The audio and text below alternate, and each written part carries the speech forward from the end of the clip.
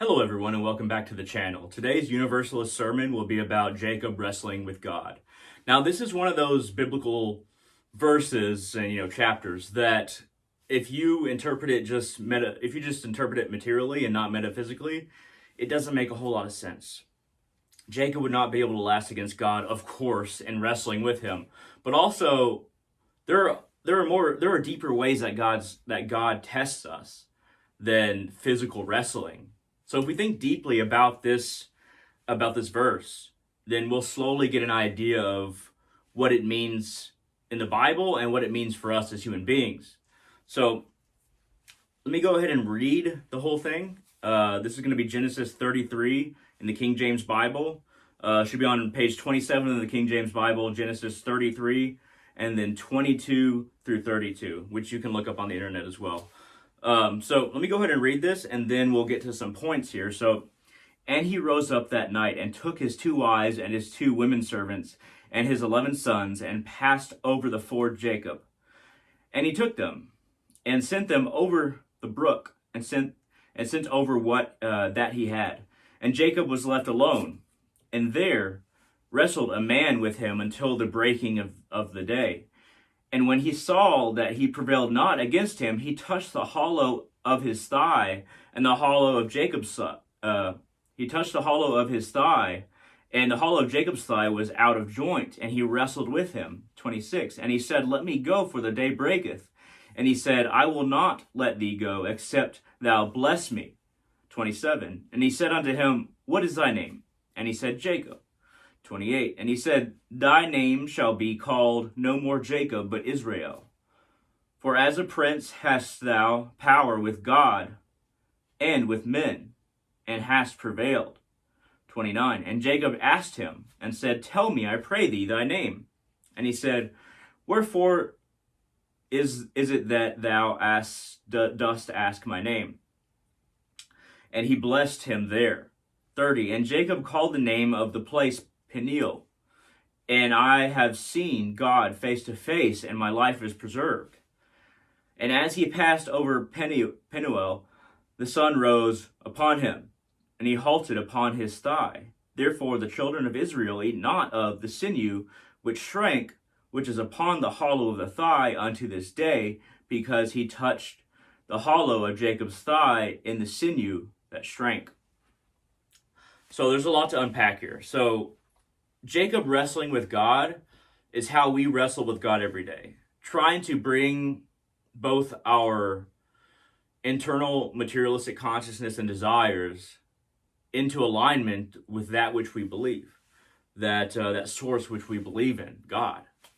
We're trying to figure out why, because God isn't readily apparent to the senses. And most people rely mainly on their senses when it comes to their values. We might say, okay, well, I'm Christian, I'm Hindu, whatever. And then the way we act in the world is that we just try to please our senses. And that's like wrestling with God. Like, God is trying to raise us up and allow us to merge back into him.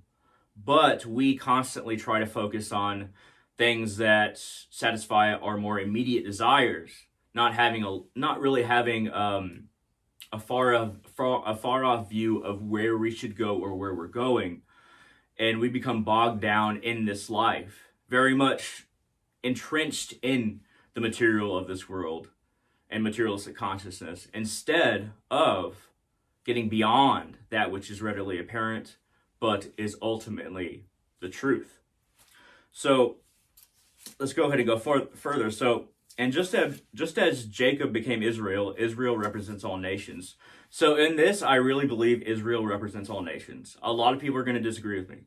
But just as Jacob, the individual, became the nation, so too does Israel become all nations. But also, and it's not that Israel spawned all nations, it's that it's making those jumps from the individual to the nation, and then a nation to all of mankind, all of humanity. And showing that in our various nations, in our various societies, we are all wrestling with God. And, we might wrestle in this way or that way. We might wrestle in a way that, okay, well, I might wrestle as a Hindu. I might wrestle as a Christian. I might wrestle as a pagan. But we're all having the same matches with the same thing. We just have different vocabulary. And we just have different ideas of what is good within us. But really, when you consider all the different ideas, purity is the direction. No matter what you might think about it, purity is the direction. Because even, let's just say a Satanist thinks that, Satan is the one that's on our side, the one that will defeat God, something like that. That since, or even some Satanists will say, since God is the source, Satan provides us with an archetype of the ego that we need in order to progress further and further to personal power. But, so purity isn't always called purity, but we're all trying to reconcile our reality with what we believe. And we like to think that our beliefs are pure. So, let's go ahead and, of course, nations, when it comes to nations, nationalistic ideas are a problem. Because we start to just care about our nation. We start to not think about ourselves as human beings as much as I'm an American. A lot of people say, of course I'm human, but, I'm American. This is the nation that I fight for. But when it comes down to it, we're all in this together. Jacob became Israel, which I'm not saying that all nations are Jewish. I'm saying that all nations are the next step. So the next step in consciousness is saying to ourselves, well, this is how my consciousness is now, isolated with one nation, with one society, and then realizing that all of humanity is one and that we all have varying understandings of the same truth. That's the next step. So we're going to see a decline in, I wouldn't say nationality, but national consciousness, because we've been struggling with this for a long time. And we need to make that next step from Israel to all nations, in a way. Once again, a lot of people are going to hear Israel to all nations. I mean that from our personal nation, from our personal being to our nation, next stage of consciousness, then to all nations, all of humanity. So, Jacob halting upon his thigh, and the people of Israel choosing to no longer eat of the sinew which shrank, is a reference to the root chakra at the base of the spine, near where the sinew connects to the leg. The sun rising upon him means prana/energy rose up the spine and out of the crown chakra, and deep expansive connection to God was achieved. I'll explain. Let me go ahead and continue. Jacob's thigh was out of joint because his root chakra was on the negative side, the side of fear. God spoke and battled with Jacob's ego internally. So, the negative side to the root chakra at the base of the spine, very near that sinew that I'm talking about, that it mentions. And that sinew shrank. It also, if the translation is correct, he shrank away from the negative side of the root chakra. But anyway, so the root chakra, there's two sides of it. You have proper strength and foundation and grounding at the bottom of your spine. Or you have false strength and fear. Strength based on fear is still fear. So when he's wrestling with God, there's that fear. Not only that he'll lose, but that he'll lose that part of himself that wanted to fight to begin with, that entered into the ring with God. There was a fear of that annihilation, of not necessarily losing the fight, but if he did lose the fight, the whole process of him losing the fight would basically, cast him into a light, himself into a light where he didn't need to win in the first place. Very hard to understand, I know, but has ego consciousness and is very much on the fear side of the root chakra instead of the side of actual strength. Actual strength is very different from strength based on fear. Now, fear, strength based on fear, which is and I'm listing ideas when it comes to the root chakra without really describing it, because describing the root chakra is not really necessary here. But strength based on fear is, how do I put it? Anytime you're afraid of something, then you gain strength just because you're afraid, that pollutes the strength. But if you gain strength because of not you're afraid of something, or you don't feel that strength with fear, but you gain strength because you see what is right and you have a firm grounding in what is right, then that is a far sturdier structure. A structure that can win the fight for the soul within Jacob and allow the ego to lose, because he's actually siding with the soul, which is, of course, our connection to God. So siding with the soul and our connection to God, because of realizing what is right, is different than the fear that he had before, which was based on losing the immediate fight, the immediate gains, and that is very much the ego, materialistic consciousness in a particular body, not understanding or trying to understand that there are multiple lives that we live, or at least multiple phases in our spiritual growth, at the very least. Okay, so when it says the sun rising upon him means, okay, so this is my, I was reading it as if it's the Bible. This is my interpretation. And once again, I could be wrong about everything, but this is my own interpretation. I hope that it helps in some way, shape, or form, or at least helps you think. But I'm by no means somebody who is traditionally qualified or incredibly knowledgeable. These are just my interpretations. So, the sun rising upon him means prana/energy rose up the spine out of the crown chakra, and deep expansive connection to God was achieved. So when the sun rising isn't just the sun coming up over a hill. That's not the only thing that it means. Now, while that might have been true materially as well, metaphysically, it's true to a greater extent because it means more. So when the sun's rising, that means your connection to God, when you work with the crown chakra, when you raise that energy up to the crown chakra, and then you're able to expand that energy, you have a direct connection to God. The sun is rising. So the energy rose up his spine, and then the daybreak was his ultimate connection to God out of the crown chakra.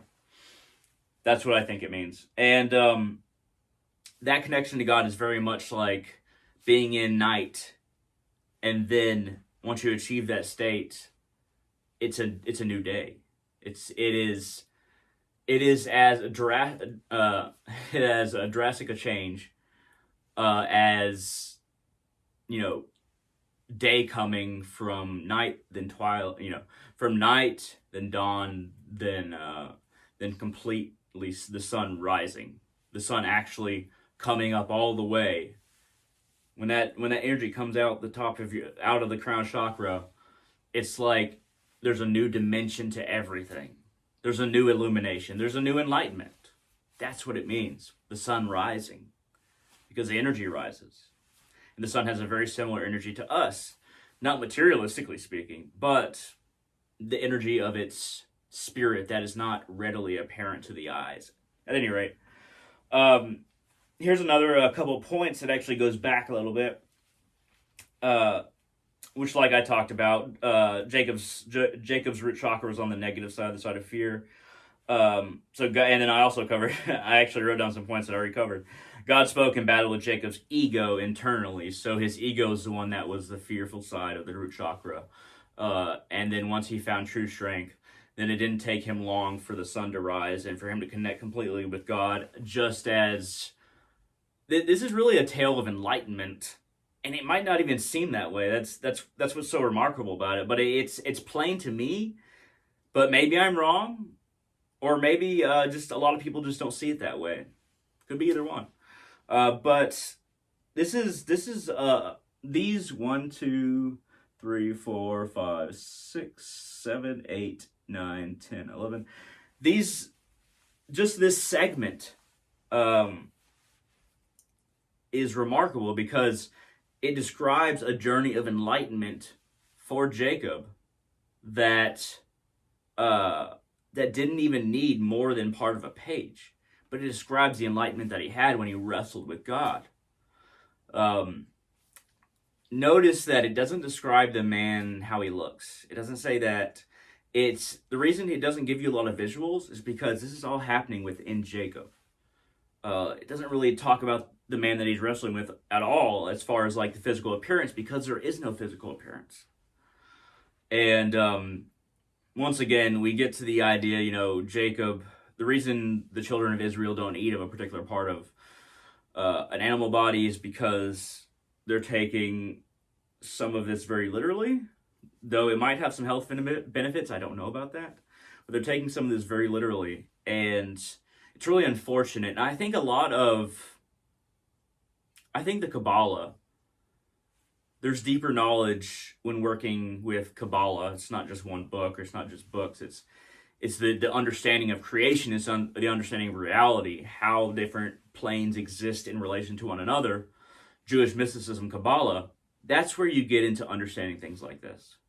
But on surface, Judaism, Christianity, this story becomes much less significant. In fact, if I was going to interpret it on a basic Christian level, I'd say that, it was man wrestling with God because man wasn't ready to accept God's commandment or accept God's justice or accept God's truth. So he battled with God, and God only let him win because God was giving him mercy and blessed him. That's one way to interpret it. But if we interpret it metaphysically, it becomes a remarkable, even if short story of one man's journey to enlightenment. At any rate, thank you very much for watching. If you found this interesting at all, feel free to shoot down a comment section in the comment section below on YouTube. If you hit that like button, it helps other people see stuff like this, so please do so if you want other people to see it. Feel free to share this wherever you want. As long as you don't claim it's your own, you just share it wherever you want, and that's fine with me. If you have any questions, comments, concerns, or you want to seek further understanding, at least understanding that I think I have. Once again, I don't say that I'm absolutely right. I'm still learning just like everybody else. And I don't have any degree in this area. I'm not a priest. But if you have any questions, comments, concerns that you want to address with me and, talk with me about some stuff like this, feel free to go to www.facebook.com/hunter.salazar. HUNTER.SALAZAR. Feel free to message me or friend me. At any rate, thank you very much for watching. Thank you very much for considering these ideas, and I hope to see all of you on the channel in the future.